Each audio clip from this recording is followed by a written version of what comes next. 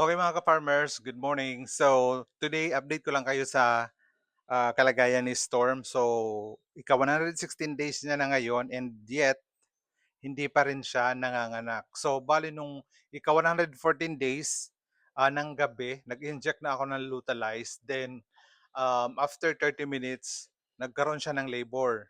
Siguro mga 3 hours na labor. Tapos, nag-subside yun. So, nakalampas na ng 24 hours after ko mag-inject ng Lutalize and still, hindi pa rin siya nanganganak. So, bale sabi ng technician ko, shoutout kay Nicel, na okay lang daw yan since first parity naman ni Storm. Tapos, chinek ko naman guys, yung tiyan ni Storm, nagkakaroon ng gatas tapos konti. Tapos yung loob ng tiyan niya ang ano, ang gagalaw. So ibig sabihin buhay yung mga biik. So siguro ang kailangan lang natin gawin is maghintay. 117 days naman siguro normal pa. So kayo guys, usually ano yung pinakamahabang days bago nanganak yung inahin nyo? So kung meron kayong senaryong ganito, please comment down below para makapag-share tayo ng mga ideas, hindi lang para sa akin kundi para sa mga sa mga followers at the same time yung mga biglang makakapanood ng video na to. So, yun lang guys muna.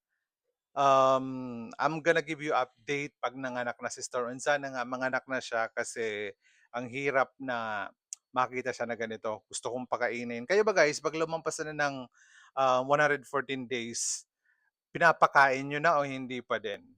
Kasi parang alam mo yun, parang lalong walang energy sila. So ako binibigyan ko ng kahit na konti na pagkain tapos tubig kasi baka ma-dehydrate especially now na sobrang init. Kahit nga tayo, hindi tayo makatagal hindi uminom eh.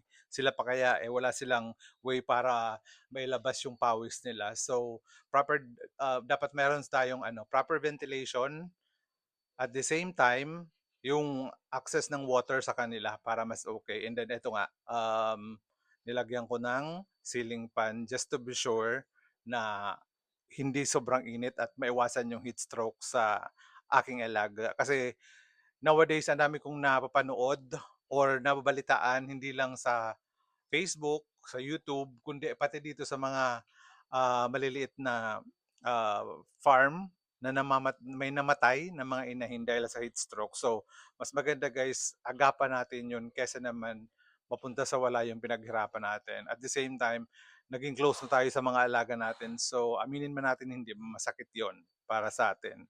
Hindi lang